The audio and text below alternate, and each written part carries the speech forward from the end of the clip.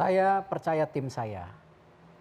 Kita sudah kerja 10 bulan, alhamdulillah kita sudah menurunkan jumlah BNN yang tadi 142 menjadi 107, klaster dari 27 menjadi 12, bahkan kita sudah menyelesaikan sekarang 2 wamen saya hanya membawahi 40 BUMN, yang sisanya BUMN lain masuk ke restrukturisasi. Tapi satu wamen Anda, Pak Budi Sadikin, juga diberi tugas yang sama dengan COVID. Tapi kan bagusnya di BUMN itu kita punya tim-tim lagi di bawahnya wamen, di mana level dirut-dirutnya juga adalah orang-orang yang bagus. Dan prosedur ini yang saya yakini bisa berjalan, sama juga ketika saya ditugaskan untuk menjadi komite, saya juga membentuk tim yang bagus, tim yang berbeda dengan yang ada di BUMN, walaupun wamennya ada. Dan walaupun orangnya satu, ini samping saya Menteri BUMN juga dan Ketua Tim Pelaksana Komite juga begitu.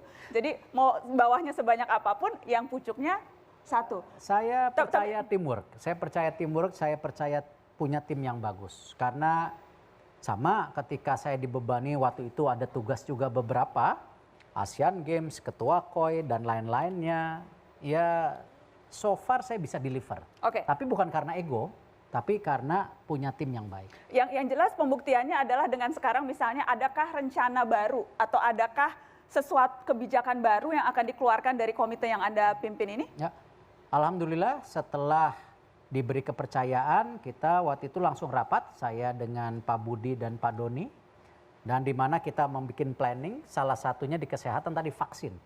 Vaksin yang diutamakan, bukan berarti kita tidak melakukan upaya-upaya lain, karena memang yang terpenting banget bahwa kesehatan pulih, baru ekonominya bisa bangkit. Kalau kita fokus ke ekonomi, apa kebijakan baru yang segera akan diluncurkan? Karena itu di program kami ada 3, simple. Indonesia sehat, Indonesia bekerja, Indonesia tumbuh. Tumbuh artinya nanti setelah kita halangan ini kita harus memastikan Indonesia tumbuh lagi. Nah, di Indonesia bekerja ini banyak program-program yang sudah dilakukan pemerintah. Saya coba mau bicara yang sebelumnya dulu. Pemerintah sudah memberikan bantuan hampir ke 108 juta masyarakat miskin, yaitu dari jumlah keluarganya yang hampir 29 juta yang termiskin udah dilakukan. Mas Erik, tapi kalau kita bicara program-program yang sejak awal sudah dicanangkan, itu kan bahkan Presiden sendiri mengakui banyak yang belum terrealisasi, anggarannya belum terwujud dan sebagainya. Jadi kalau mau bicara yang lalu saja belum selesai, kebijakan baru yang akan dikeluarkan akan seberapa efektif? Saya bicara yang sudah, saya tidak bicara yang belum. Karena itu prakerja juga sudah dijalankan kemarin untuk yang kemarin habis tidak bekerja.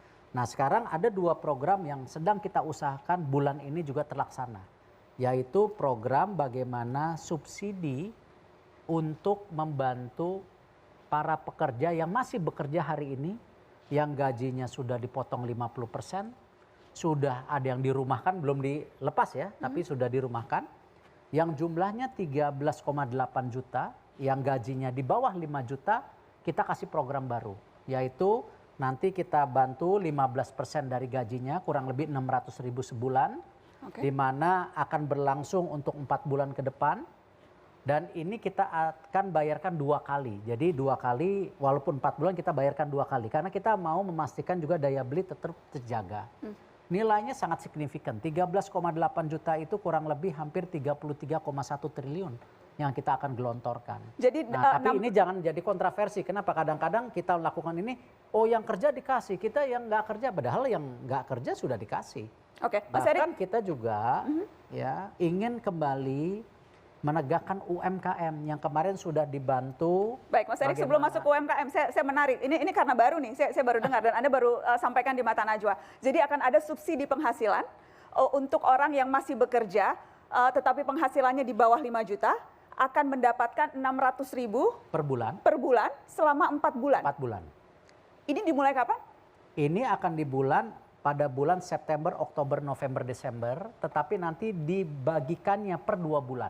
Jadi supaya daya belinya kita jaga. Dan siapa saja yang berhak nih, datanya dari mana? Karena sekali lagi kalau bagi-bagi bantuan sosial selalu kita mentoknya di data. Datanya harus konkret. Karena itu kita bekerja sama dengan BPJS Tenaga Kerja yang datanya solid dan konkret. Prakerja juga sebagian dari BPJS Tenaga Kerja kemarin.